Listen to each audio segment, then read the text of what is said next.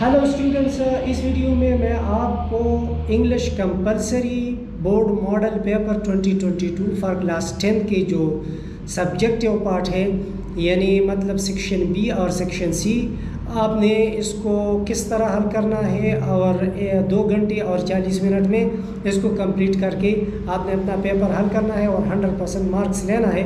तो मैं आपको पूरा तरीक़ा समझाता हूँ और दिखाता हूँ। आप इसी तरह इस पैटर्न को फॉलो करेंगे तो इंशाल्लाह आपको 100% मार्क्स मिलेंगे। लेकिन आपने वीडियो पूरी देखनी है ताकि आपको पूरी तरह समझ आ जाए कि आपने अपनी पेपर किस तरह हल करना है। अस्सलाम वालेकुम स्टूडेंट्स, देखिए model paper English compulsory class 10th fresh reappear 2022, ये पेशावर बोर्ड का जो है मॉडल पेपर है जो कि सारे खैबर पख्तूनख्वा के लिए इस तरह के पेपर आएंगे, यानी इस पैटर्न पे आएंगे। तो अब मैं आपको इसकी तफसील बताता हूँ। Okay, time allowed for section B and section C is 2 hours and 40 minutes। और ये जो है सेक्शन बी है, अब शुरू है। तो सेक्शन बी में जो क्वेश्चंस है, क्वेश्चन नंबर 2।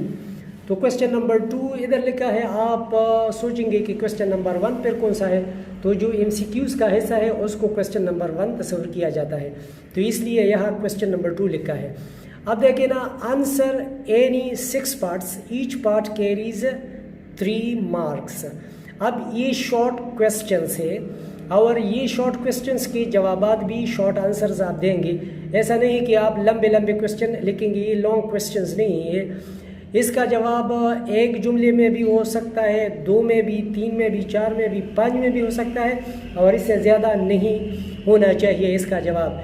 यानी मुख्तसर ये कि आप एक पेज पे कम से कम जो है ना, जो बहुत बड़ी आंसर लिखते हैं तो एक पेज पे आप 2 आंसर लिखे तो ये काफ़ी है, और अगर 3 भी लिखे तो कोई बात नहीं। लेकिन एक पेज पे जो है ना, मतलब है कि आप 2 क्वेश्चन लिखते हैं, 2 क्वेश्चन के आंसर लिखते हैं तो ये काफ़ी है।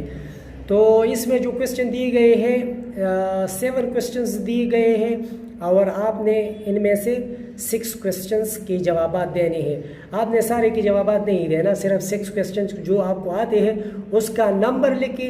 मसलन अगर आपने 5 तक क्वेश्चंस दिए, अब 6 क्वेश्चन नंबर आपको नहीं आता तो आप 7 नंबर लिखे और 7 का जवाब दे दें। तो पहला क्वेश्चन है, what has been said about the lives and property of the Muslims in the last address. Number 2, what's the effect of overpopulation on the environment? Number 3, how did Begum Rana Liaquat Ali Khan prove to be her husband, partner and companion? Number 4, how was the author able to reduce income tax? Number 5, what do you know about the honesty and integrity of Hazrat Umar radiallahu anhu? Number 6, what are the effects of chewing tobacco?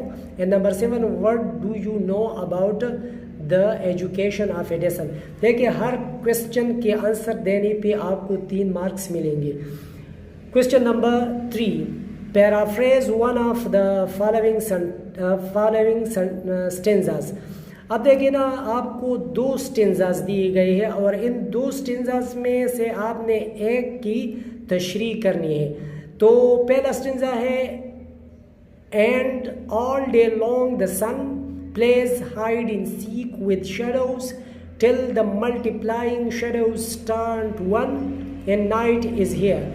And stanza number B, the woods are lovely dark in deep but I have promises to keep and miles to go before I sleep।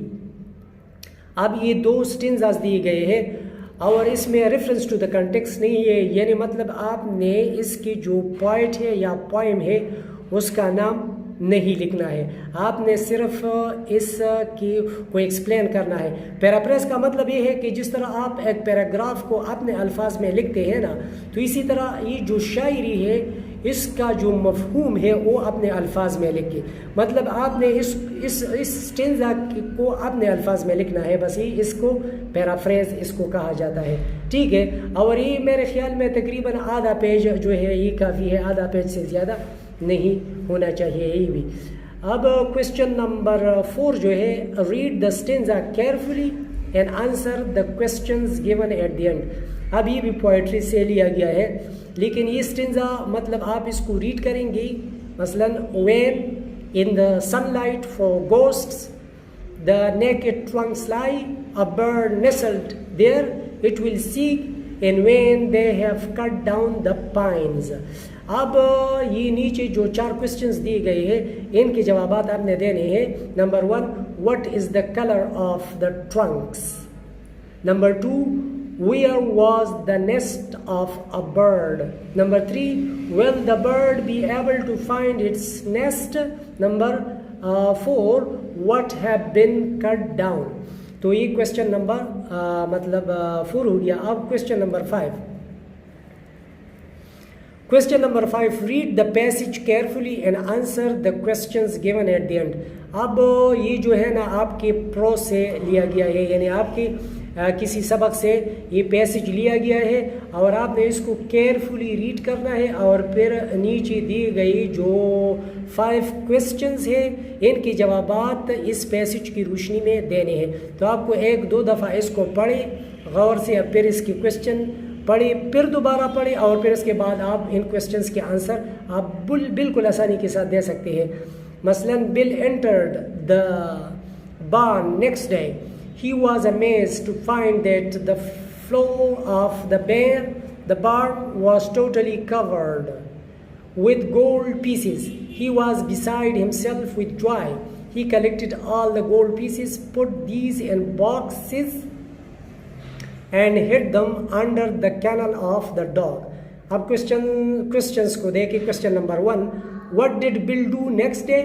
Number 2, why was he amazed? Number 3, how did he feel? Number 4, what did he collect? Number 5, where did he hide the boxes?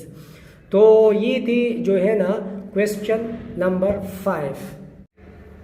تو آپ دیکھیں question number 6 کو, اور یہ جو ہے question number 6 جو ہے یہ کلاس 9th میں اس قسم کی question نہیں ہوتا, یہ کلاس 10th میں صرف آیا ہے, تو اس لیے اس میں کوشچن بھی 9 ہے. تو یہ کوشچن نمبر 6 کو دیکھیں. Use any 2 pair of words in your own sentences. آپ نے دیکھی نا یہ جو ہے نا use any 2 pair of words. اب دیکھیں یہ ایک پیئر آف سول یہ ایک پیئر آف ورڈ ہو گیا. سیل یہ دوسرا پیئر آف ورڈ ہو گیا. ایڈوائس یہ تیسرا پیئر آف ورڈ ہو گیا. بیل یہ چوتھا پیئر آف ورڈ ہو گیا. یعنی یہ 4 پیئر آف ورڈ ہے اور ان 4 پیئر آف ورڈ میں آپ نے 2 یوز کرنا ہے اور ہر ایک میں 2 ورڈ ہے. یعنی ایک پیئر آف ورڈ میں 2 ورڈ ہے, تو آپ نے 2 ورڈ اپنے سینٹینسز میں یوز کرنا ہے اور بہت آسان ہے. آپ جو ہے نا پہلا یہ کوشچن نمبر 6 لکھیں گے, پھر اس کے بعد جو ہے نا آپ جو ہے نا 1 لکھیں گے اور پھر اس کے بعد آپ یہ جو ورڈ ہے یہ لکھیں گے اوپر سول, اور پھر اس کو جملے میں استعمال کرنا ہے. تو یہ بہت آسان ہے اور بالکل شارٹ جملے میں آپ اس کو استعمال کر سکتے ہیں. مثلا سول جو ہے نا تلوے کو کہتے ہیں, جو پاؤں کے تلے ہو یا آپ کے شو کے تلے ہو, جرابے کا جو بھی ہو, تو آپ آسانی کے ساتھ کہہ سکتے ہیں کہ the sole of my shoe is very hard. The sole of my shoe is very hard. SOLE civil, اور SOUL سول یہ روح کو کہا جاتا ہے. Everybody has a soul. Everybody has a soul یعنی ہر جسم میں ایک روح ہوتا ہے. ٹھیک ہے. نمبر 2 کو دیکھیں. سیل, تو آپ آسانی کے ساتھ وہ سیل فون بھی کہہ سکتے ہیں کہ I lost my cell phone. CELL, اور اس ELL سیل, تو آپ اس طرح کہہ سکتے ہیں کہ I want to sell my car. ٹھیک ہے. نمبر 3 ایڈوائز, تو ایڈوائز یہ بطور ورب آپ استعمال کریں, ایڈوائز یہ بطور ناؤن آپ استعمال کریں. I advised my younger brother to send me a message. اور یہ دوسرا جو ہے ایڈوائس، تو آپ اس طرح کہہ سکتے ہیں کہ my father gave me a piece of advice. اور یہ جو 4 نمبر ہے بیل، BAIL، بیل ضمانت کو کہتے ہیں. BALE بیل گانٹ نہیں ہوتا ہے، گٹا، اس کو کہتے ہیں. تو آپ اس طرح کہہ سکتے ہیں I am on bail, BAIL، I am on bail, میں ضمانت پر ہوں، ٹھیک ہے. BALE. اور یہ جو دوسرا ہے تو آپ کہہ سکتے ہیں دا بیل از ویری ہیوی، بہت آسان ہے. اب اس کا جو دوسرا حصہ ہے use any 3 phrases in your own sentences. اب یہ phrases ہے، اور phrase ہر اس مطلب کہ اسٹرکچر کو کہا جاتا ہے جو کہ ایک ورڈ سے زیادہ ہو تو اس کو phrase کہا جاتا ہے. مثلا belong یہ ایک ورڈ ہے، اس کے ساتھ اگر ہم to لگائے تو یہ phrase ہو گیا. تو یہ 2 ورڈ کا ہوتا ہے، اکثر 3 ورڈ کی بھی ہو سکتا ہے، زیادہ بھی ہو سکتا ہے، لیکن ادھر جو ہے 2 ورڈ کا فریز ہے، اور یہ فریز آپ نے اپنے جملے میں استعمال کرنا ہے. تو پہلا ہے belong to، تو آپ کہہ سکتے ہیں I belong to a noble family. I belong to a noble family. Number 2 look after، اس کا مطلب ہے پرورش کرنا، look after. تو آپ کہہ سکتے ہیں کہ proper look after of a child is very important. Number 3 set out، اس کا مطلب ہے روانہ ہونا، set out. تو آپ اس کو اس طرح جملے میں استعمال کر سکتے ہیں we set out towards the town. We set out towards the town. اور took off، اس کا فرسٹ فارم ہے ٹیک آف. اس کا مطلب ہے یعنی جب پرواز بھی برنا، یعنی جب جہاز اڑتا ہے تو ٹیکنگ آف کرتا ہے، اور جب زمین پہ اترتا ہے تو لینڈنگ کرتا ہے. اس کے لیے بھی ٹک آف استعمال کیا جا سکتا ہے، لیکن اگر آپ کسی چیز کو اتارتے ہیں تو اس کے لیے بھی استعمال کر سکتے ہیں ہم ٹک آف، یعنی ٹیک آف. تو ہم اگر اپنا کوٹ اتارتے ہیں تو میں کہوں گا آئی ٹک مائی کوٹ of, I tick my quote of, میں نے اپنا کوٹ اتارا. تو اس طرح آپ جو ہے نا ان پیئر آف ورڈس اور فریزز کو جملوں میں استعمال کر سکتے ہیں. اچھا، تو اب ہم آتے ہیں سیکشن سی کی طرف، اور کویسچن نمبر 7 ہے رائٹ این ایسے of 200 words on any one of the following topics. آپ کو 3 ٹاپکس دیے گئے ہیں. Number 1 gardening as a profession. Number 2 what are the qualities of your best friend. Number 3 which historical place would you like to visit and why. اب دیکھیں نا، پہلا جو ہے یعنی گارڈننگ کو بطور پیشہ آپ کس طرح مطلب گارڈننگ کر سکتے ہیں، باغبانی.